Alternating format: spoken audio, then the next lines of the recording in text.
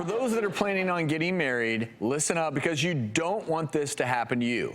A San Francisco bride is suing her videographer after footage was released of her drunken husband trying to remove her garter belt and then falling on top of her. Of course, that video went viral.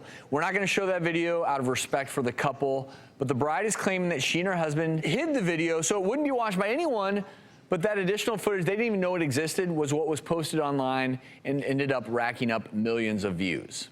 Now, here's where things get interesting. The lawsuit states that they just want compensation for intentional infliction of emotional distress because apparently the videographers at weddings own all the footage. Yeah, this story kind of broke my heart because you can imagine your wedding day, the most important day of your life, and you want the pictures and the video to be flawless.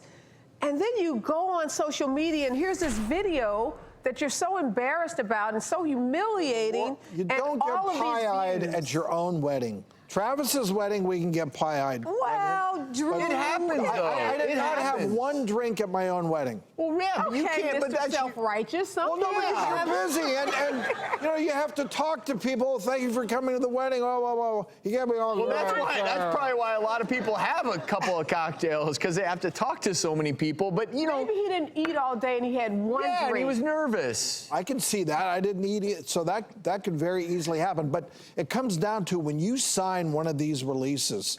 Do they really, is that their property, well, that's the thing. Most people think when you pay the photographer, you're going to own all of the footage. You're going to own the film, and you don't. That's the reality. Unfortunately, unless you negotiate specifically with that videographer that you are going to own all of the footage, it's his. And this videographer was not sensitive to this bride and her husband's request to take it down. So does the bride have a case then? If Sadly, she does not. And that's the great lesson in this story is that you've got to read the fine print when you sign contracts, and you've got to know what you're signing. You've got to negotiate it, and you've got to get that in writing. That's a great take-home point. You can use my pictures, but only subject to my approval. Yeah, great clause to insert. Well, good lawyer. I'm learning from you, just sitting next to you. I like that. This particular company seems pretty upset. We reached out to them, and they had this to say: "We were extremely disheartened to learn that this video was posted to the internet without our knowledge, involvement, or authorization.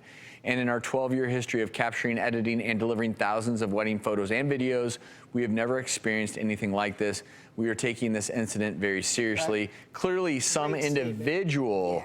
You know, some individual made a decision to post this online. My thoughts would be this: if you were going to pay someone to be a videographer at your wedding or an event, I would make sure that they put it in there that you have the rights to wherever that video ends up. Be careful with anything that's out there on videotape. Just ask Mr. Trump. Well,